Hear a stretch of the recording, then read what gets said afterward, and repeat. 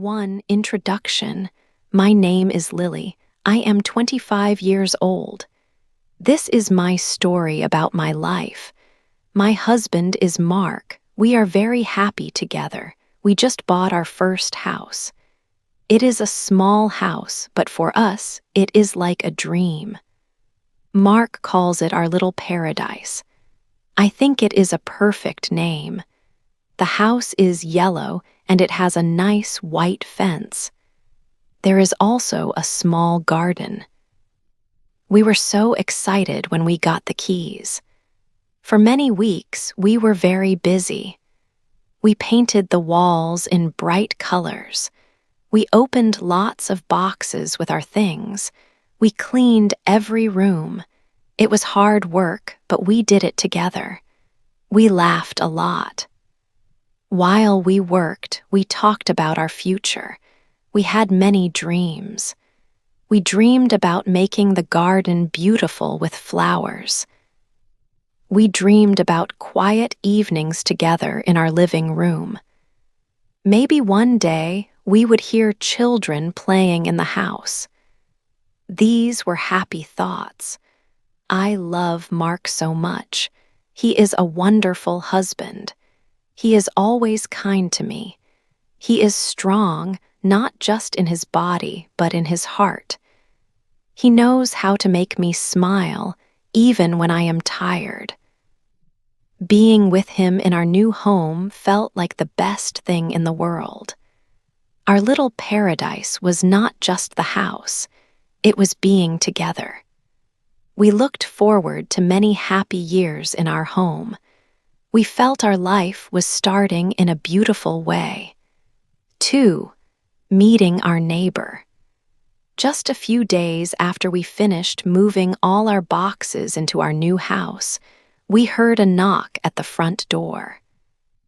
I remember I was in the kitchen and Mark went to see who it was. I followed him. A woman stood there. She had a kind smile and was holding a plate with a cake on it. "Hello," she said. "I'm Sarah. I live in the house next door. I just wanted to say welcome to the neighborhood." She offered us the cake. It was a chocolate cake and it smelled very good. We invited her to come inside for a few minutes. Sarah sat on our new sofa. We were still surrounded by some unpacked boxes, but our living room was starting to feel like home. She told us it was nice to have new people living next to her. Then, she shared something sad. She told us that her husband passed away 2 years ago. When she said this, her smile disappeared for a moment and she looked down at her hands. I felt sorry for her. It must be very lonely for her. We talked for a bit longer. I noticed that Sarah looked at Mark a lot when she spoke. She asked him many questions. "So, Mark, what do you do for work?" she asked, her eyes fixed on him. He told her about his job. Then she asked, "Are you good at fixing things? Sometimes things break in an old house like mine." She laughed a little. She did not ask me much about my job or what I liked. She mostly directed her conversation to Mark. Her eyes seemed to follow him when he moved. This made me feel a little strange. It was not a big feeling, just a small, uncomfortable thought in my mind. I tried to push it away. I told myself, "Lily, she is just being friendly. She is probably happy to have new neighbors.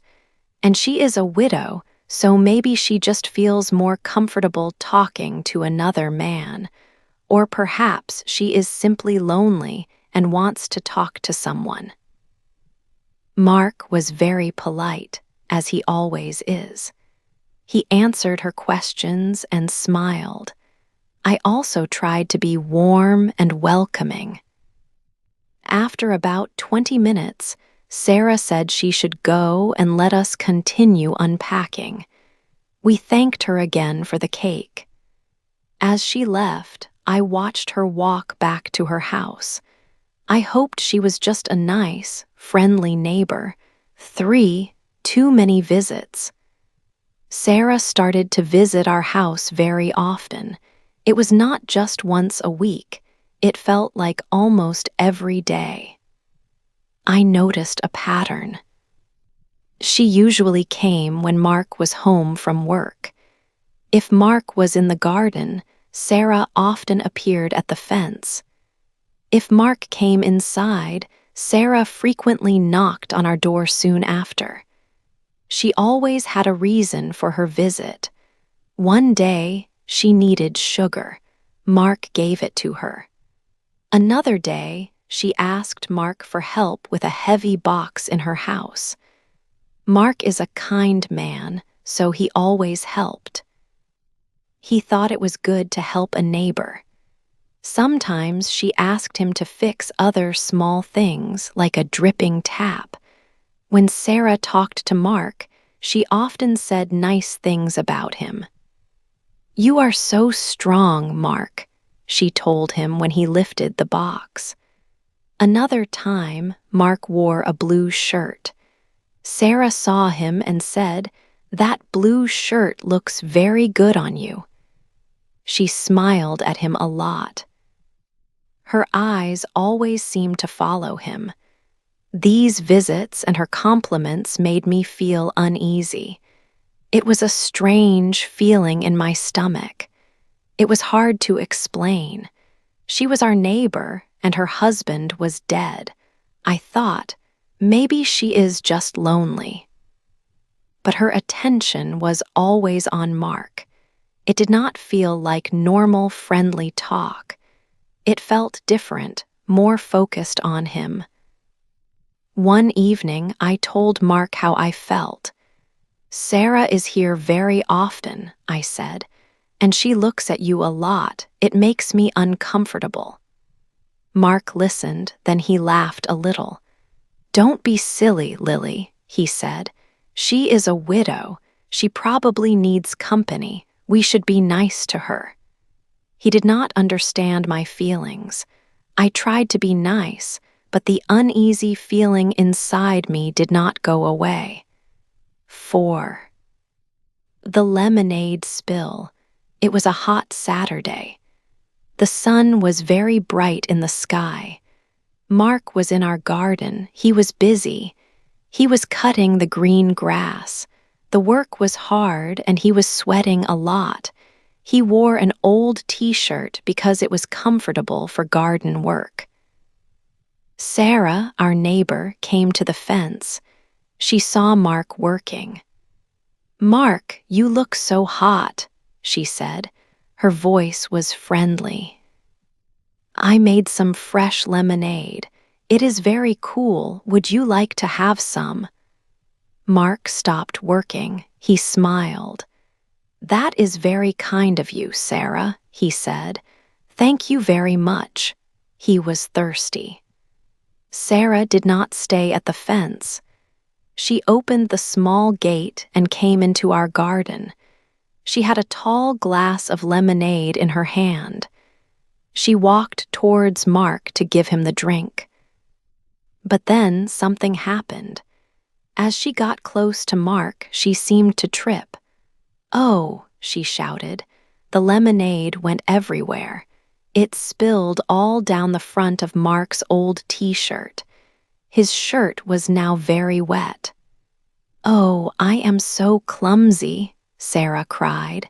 She sounded very sorry. "Look at your shirt, Mark. It is all wet with lemonade." She looked at his wet shirt. "You must take it off right now," she told him. "If you wear a wet shirt, you will catch a cold." Her voice was a little too eager, a little too quick. Mark looked surprised by her words. "It's okay, Sarah," he said. "It's just lemonade. It will dry." But Sarah did not agree. "No, no," she insisted. You should take it off. I can wash it for you. It's no problem for me. Mark felt a bit uncomfortable. He did not really want to take his shirt off in front of Sarah, but he also wanted to be polite. Sarah was trying to be helpful, he thought. So he slowly pulled his wet t-shirt over his head. For a moment, he stood there in the garden without a shirt. His chest was bare. He looked around for a towel to dry himself.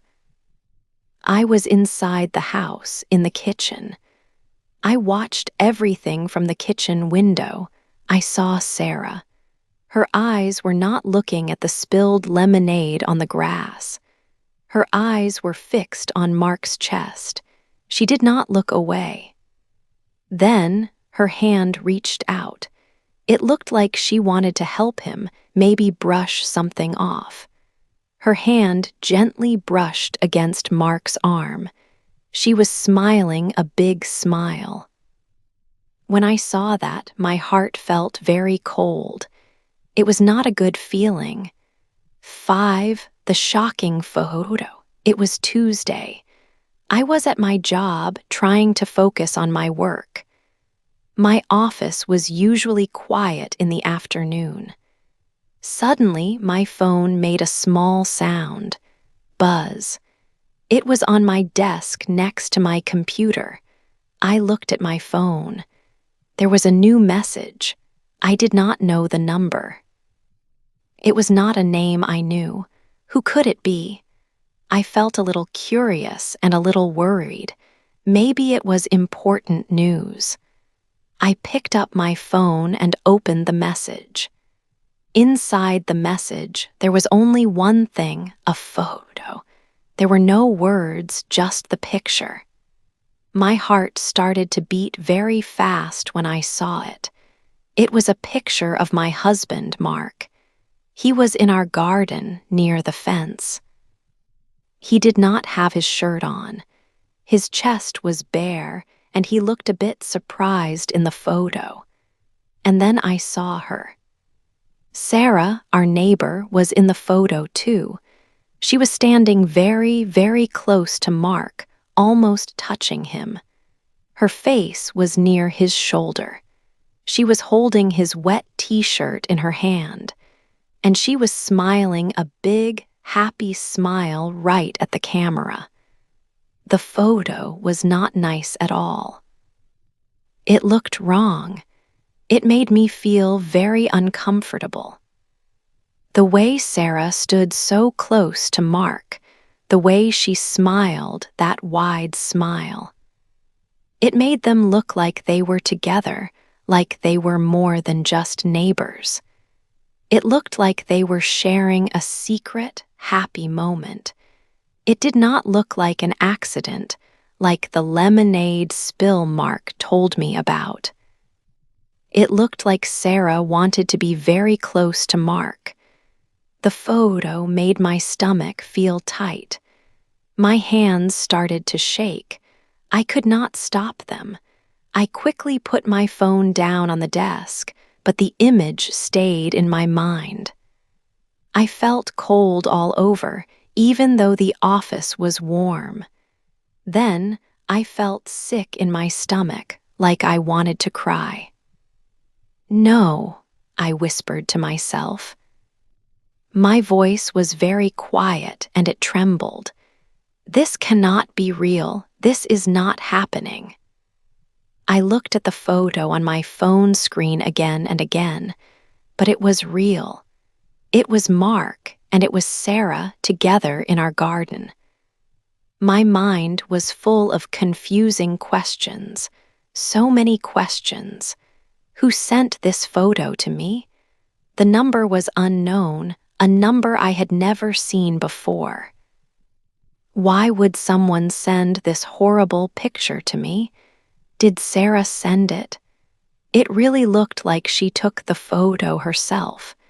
She was smiling at the camera, not at Mark. It felt like she wanted me to see it.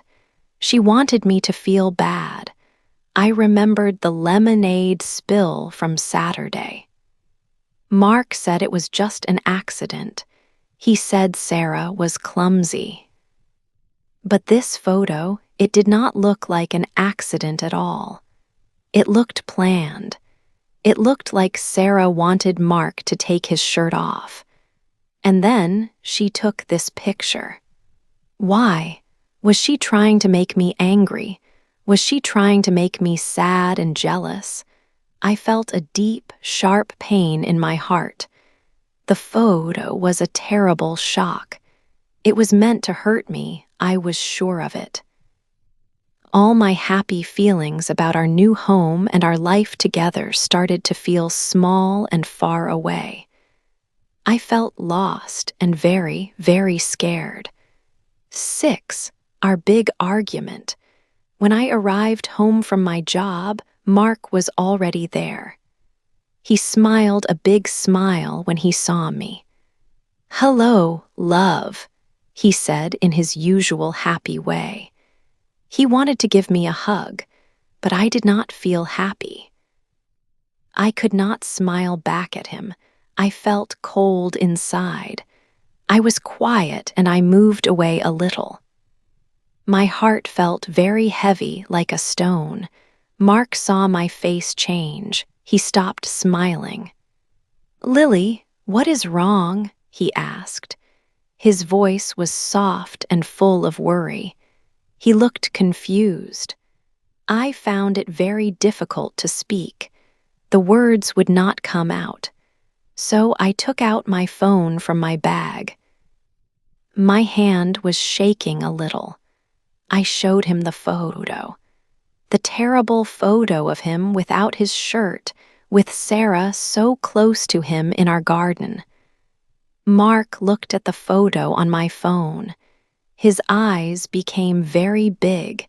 He looked very surprised. "What is this?" he asked. He sounded shocked.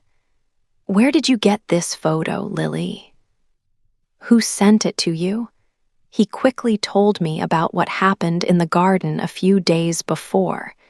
He said it was from the day Sarah spilled lemonade on his shirt. "That photo is from then," he explained. "Sarah must have taken it, but why would she do that? It was an accident, Lily. She was just clumsy when she spilled the lemonade. It was nothing." I looked at him. I felt tears in my eyes. My voice was shaking when I spoke. "An accident, Mark?" I asked. "It does not look like an accident to me. It looks like she planned it. And I think Sarah sent this photo to me. Why would she send it if it was just an accident? She wants to hurt me. She wants to cause problems for us." We started to argue then. It was our first big argument. Our voices became louder. He said I was being jealous. He said I was thinking bad things about Sarah, who was just a lonely neighbor. But I told him he was blind. "She wants you, Mark. She likes you too much. Can't you see how she looks at you? How she always finds reasons to be near you?" I cried. The tears started to fall down my face. Mark looked very hurt by my words. He also looked angry.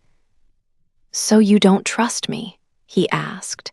His voice was low and sad. "Do you think I would do something to hurt you?" That question made my heart break a little more. I did love Mark very much. But the photo and all of Sarah's strange actions made me feel so confused and scared. I did not know what to believe. That night, I went to bed with a very sad and heavy heart. I cried quietly into my pillow for a long time. I cried until I finally fell asleep. So many questions were turning around in my head. Was Mark telling me the complete truth? Was it really just an accident like he said? Or was Sarah really a bad person, trying to cause problems between us? Was she trying to take Mark away from me? I felt so much doubt and fear. 7. Mark finds the truth. The next day, Mark was quiet. He did not talk much. Lily saw he was thinking. He looked at Lily with sad eyes. He felt sorry about their argument. He started to think about Sarah. He remembered her many visits and the things she said to him. Later, Mark was in the living room. He looked out of the window. He saw Sarah at her window, looking at their house. When Sarah saw Mark, she smiled a big, false smile and waved. Her smile did not look friendly this time. It made Mark feel strange and cold. He thought, maybe Lily is right. He began to worry. Mark knew he must do something. This problem could not continue. He decided to talk to Sarah. He wanted to understand about the photo. He wanted to find the truth. Before he went to Sarah's house, he took his phone. He decided to record their talk. He wanted Lily to hear Sarah's real words.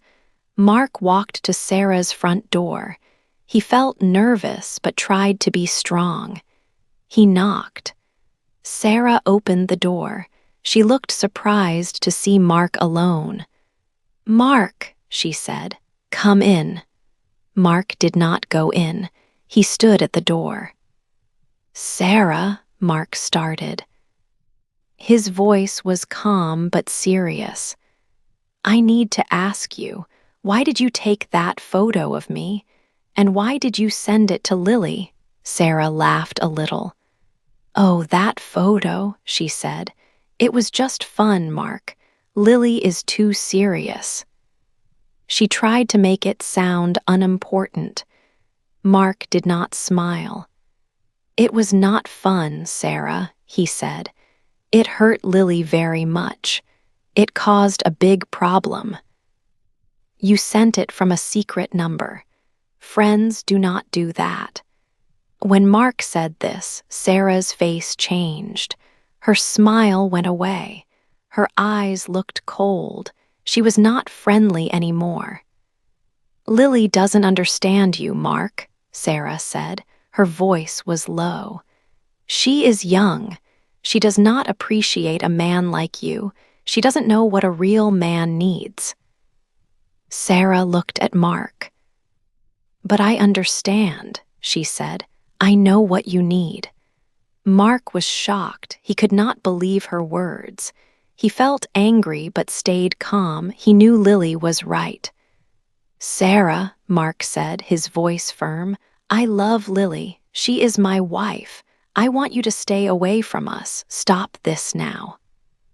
Sarah looked at him but said nothing. Mark turned and walked home. He had the recording. He had the truth. 8 stronger together. Mark came back to our house.